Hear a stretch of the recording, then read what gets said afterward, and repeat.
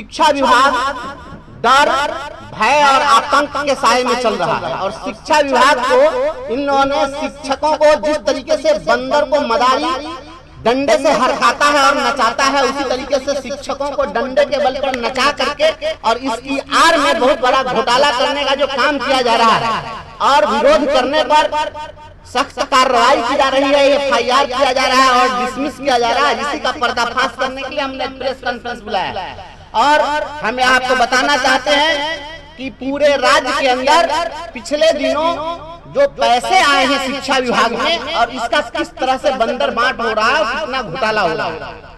900 करोड़ रुपया केवल आया है बेंच डेस्क के खरीद के लिए और इसके लिए पटना से ही इन्होंने एजेंसी तय की थी। 70 एजेंसियों का चयन किया गया पटना से। यह डायरेक्टर एडमिनिस्ट्रेशन ने एक सूची जारी की थी जिसमें 70 एजेंसियों को सूचीबद्ध किया था और इसमें कहा था कि बेंच डेस्क की जो आप खरीद करेंगे इन्हीं एजेंसियों से करेंगे और यदि इस एजेंसी से करने में आपको दिक्कत होती है तो जिला स्तर पर कोई भवन निर्माण विभाग या पथ निर्माण विभाग के द्वारा सूचीबद्ध अगर कोई एजेंसी है तो आप उससे क्रय कर सकते हैं। लेकिन जिला स्तर पर जिला शिक्षा पदाधिकारी ये स्थानीय ठेकेदारों को लेकर, स्थानीय कुछ फर्जी संवेदकों को लेकर और इन्होंने पूरा पैसा निकाल लिया। लगभग 900 करोड़ रुपए में से 36 करोड़ रुपया 36 करोड़ 21 लाख रुपया केवल मुजफ्फरपुर को मिला था, वो पूरा पैसा निकाल लिया गया और अभी तक सारे स्कूलों में बेंच डेस्क नहीं पहुंचा है। प्रधानाध्यापक को पता भी नहीं है और पैसे की निकासी हो गई है। स्थिति यह है कि पैसे की निकासी हो गई और बेंच डेस्क की आपूर्ति अब की जा रही है या भविष्य में यह प्रेस कॉन्फ्रेंस की जानकारी मिलने के बाद वो लोग भय से किसी प्रकार से करेंगे,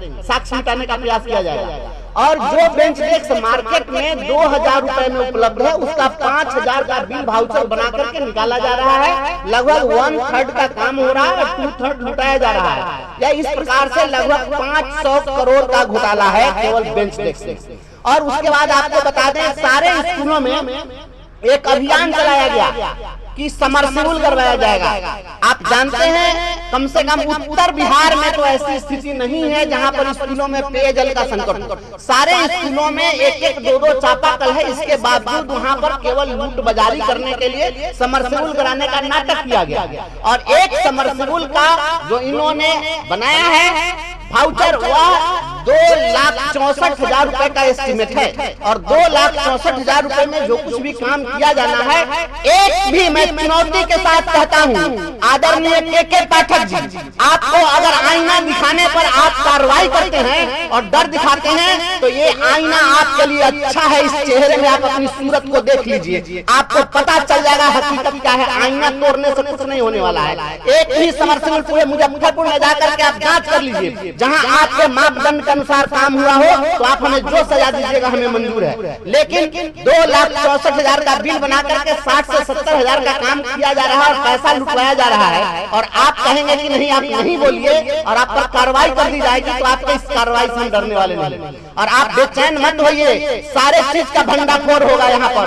ये डंडा से शिक्षकों को हाँकिएगा और लोगों के आवाज को दबाइएगा और घोटाला करते रहिएगा, यह नहीं चलेगा।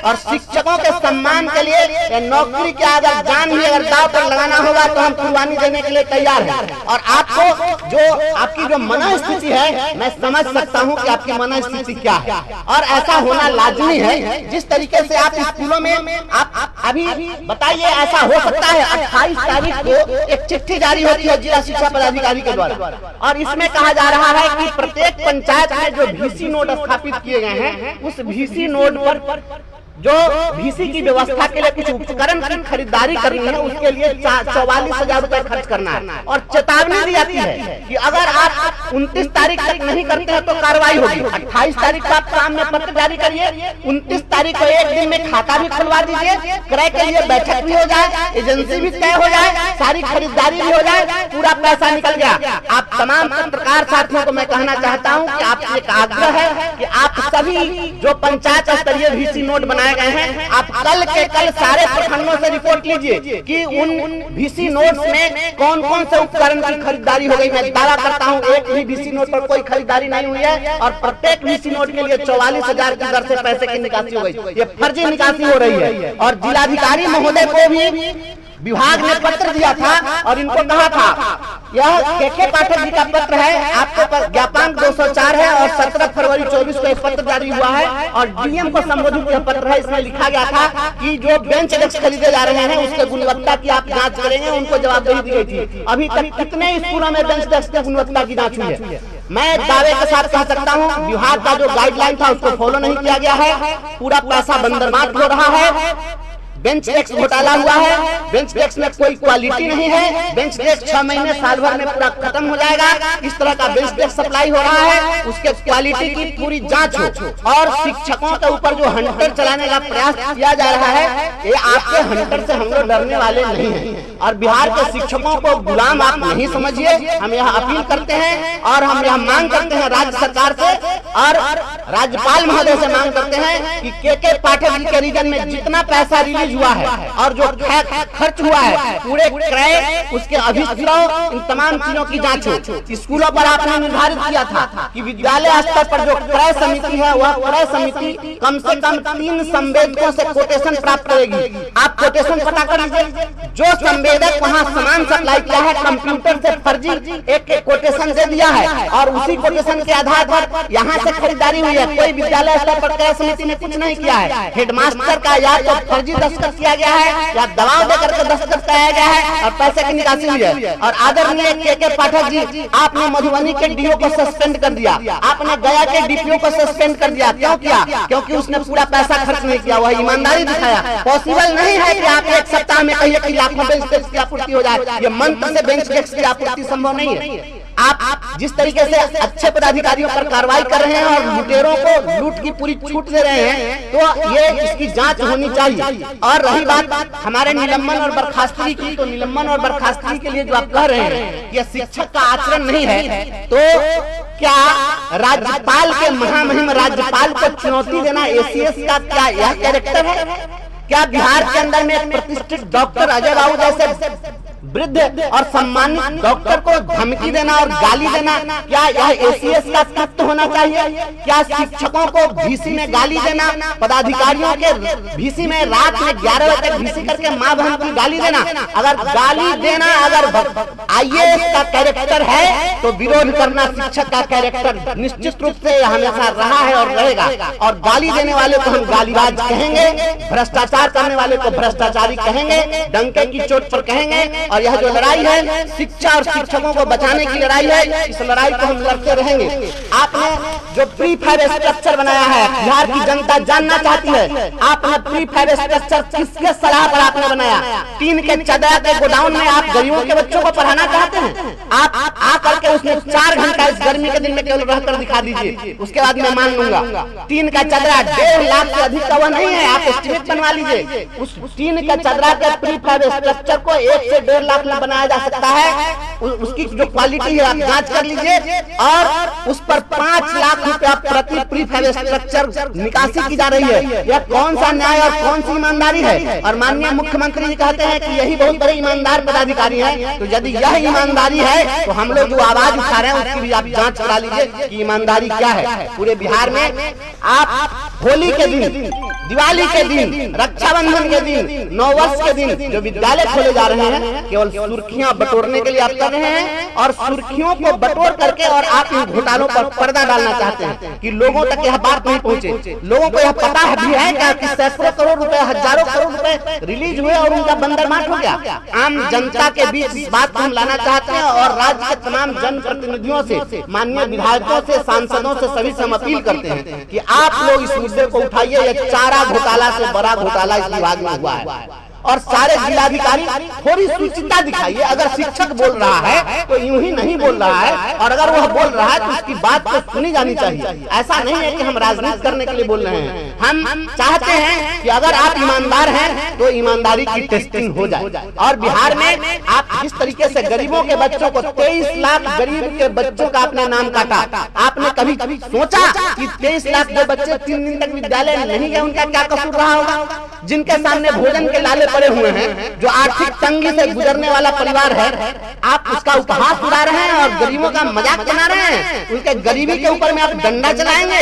इन गरीबों के बच्चों को 23 लाख बच्चों का आपने नाम काटा, आपको इसका क्या अधिकार था? आप कहेंगे कि हम नहीं बोले, हम बोलेंगे। हम गरीबों के पक्ष में खड़े हैं, अपने बच्चों के पक्ष में खड़े हैं। रोटी के सवाल पर जो जूझ रहे हैं उनको आप किताबी ज्ञान दे करके और उनके विद्यालय में 100% उपस्थिति सुनिश्चित कराने की जो आप बात कर रहे हैं, यह बेईमानी है। आपको व्यवहारिक ज्ञान नहीं है, व्यवहारिक बात आप समझिए। और आपने संघ संगठनों पर प्रतिबंध लगा दिया। बबीता चौरसिया के मामले में हाईकोर्ट ने क्या टिप्पणी की? हाईकोर्ट ने कहा कि शिक्षा विभाग के अधिकारी जो हैं वो मानसिक दिवालिया हैं। उसने कहा है कि ये जो पदाधिकारी हैं ये सनकी भरा आदेश जारी किया। आप पढ़ लीजिए उसमें क्या लिखा हुआ है।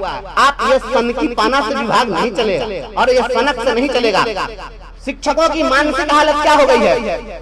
पहले विद्यालय में जो शिक्षक होते थे, शिक्षक का ध्यान अपने क्लास में बच्चों पर होता था और ब्लैक बोर्ड पर होता था। आज शिक्षकों का ध्यान स्कूल के गेट पर होता है कि कौन सा हिंसक पशु विद्यालय में है, कौन सा निरीक्षित पदाधिकारी के आड़ में कौन फर्जी और कौन असली और कौन लुटेरा और कौन कैसा पदाधिकारी आ जाएगा। जो ध्यान ब्लैक बोर्ड पर होना चाहिए स्कूलों के गेट पर चला गया है। सारे शिक्षक दहशत में हैं। लिपिक को आप 9-9 बजे 10-10 बजे तक काम करा रहे हैं। आप अभी कह रहे हैं कि मार्च लूट बहुत काम करना है, मार्च में पैसे की निकासी करनी है, इसके लिए रात दिन हम क्लर्क से काम कराएंगे। क्लर्क का काम क्या था? आज ऐसी नौबत क्यों आई? क्लर्क का काम था ऑफिस का काम निपटाना, आपने उसको स्कूलों के निरीक्षण में लगा दिया। स्कूल के निरीक्षण में जब क्लर्क जाएगा तो आप उसे रात में काम कराइएगा? उसको उसकी ड्यूटी यही थी। आप इस तरीके से नहीं करिए। बेतिया में आपने देखा है, वहां पर शिक्षिका रात में स्कूल में रात बिताने के लिए मजबूर हुई है। शिक्षकों की मानसिक स्थिति खराब हो गई है। आप बिहार में मानवाधिकार वाले जो लोग हैं वो कहां से हुए हैं? मानवाधिकार के लोग आगे आए, मानवाधिकार का हनन हो रहा है। होली के दिन आप देखे हैं एक शिक्षक के आंख पर जख्म हुआ है, आप देखे एक शिक्षक का कपार फाड़ा गया है, सैकड़ों जगह शिक्षकों के कुर्ते फाड़े गए हैं। आप पर्व त्योहार पर लोगों के धार्मिक स्वतंत्रता पर हमला कर रहे हैं, शिक्षकों के डिग्निटी पर हमला कर रहे हैं। इसके खिलाफ हमारी लड़ाई जारी रहेगी और प्रेस कॉन्फ्रेंस के माध्यम से हम जिला प्रशासन से और राज्य सरकार से मांग करते हैं पूरे घोटाले की, सैकड़ों करोड़ के घोटाले की, चाहे वह बेंच टैक्स घोटाला हो, समरसेबुल घोटाला हो, प्री फाइव स्ट्रक्चर घोटाला हो, खाली घोटाला हो, ड्रेस घोटाला हो, जो भी योजना चल रही है सारी योजना में मरम्मती के नाम पर घोटाला हो, इसकी पूरी जांच हो। और जिलाधिकारी मुजफ्फरपुर से मैं मांग करता हूं कि आप जितना भी भाउचर है सारे भाउचर को अविलंब शिक्षा विभाग से जब्त करिए और जब्त करके उसकी तहकीकात कर लीजिए कि किस डेट में बिल वाउचर पास हुआ है, सामान किस डेट में स्कूल में पहुंचाया गया है। समरसेबुल का वाउचर अभी तक अगर पास हो गया तो फिर वहां पर काम क्यों नहीं हुआ? 290 फीट गाड़ना था बोरिंग, वहाँ 200 फीट गाड़ करके और पैसा निकाल लिया गया। लोकल कंपनी का यहाँ पर सारा सामान लगाया गया। मेरे स्कूल में ठेकेदार ने सामान गिरा दिया था और जब मैंने कहा कि इस तरह के घटिया सामान से काम नहीं हुआ तो पूरा पाइप उठा कर लेकर चला गया। इस तरीके से काम हो रहा है। जांच करा लीजिए, पूरा घोटाला है। इस घोटाला के खिलाफ हमारी लड़ाई है, हम लड़ते रहेंगे इसके लिए। और शिक्षकों के आपने मुख्यमंत्री को चुनौती दिया। माननीय मुख्यमंत्री ने सदन के अंदर कहा कि 10 बजे से 4 बजे तक विद्यालय चलेगा। आपने कहा कि अब 8:30 बजे से स्कूल चलेगा। 8:30 बजे स्कूल। आप मुख्यमंत्री को चुनौती दे रहे हैं, ये विधायिका के शक्ति में हस्तक्षेप कर रहे हैं और आप चुनौती दे करके, क्या एसीएस की यही जिम्मेवारी है? एक एसीएस अगर मुख्यमंत्री को चुनौती दे, गवर्नर के कार्यों में हस्तक्षेप करे, शिक्षक क्यों नहीं हस्तक्षेप करेगा? आपके घोटाला में हस्तक्षेप करेंगे, सशक्त हस्तक्षेप करेंगे और जरूरत पड़ेगी तो हम इस मामले को हाई कोर्ट से लेकर सुप्रीम कोर्ट तक लेकर ले जाएंगे, लड़ेंगे। शिक्षा और शिक्षकों को बचाने की मुहिम जारी रहेगी।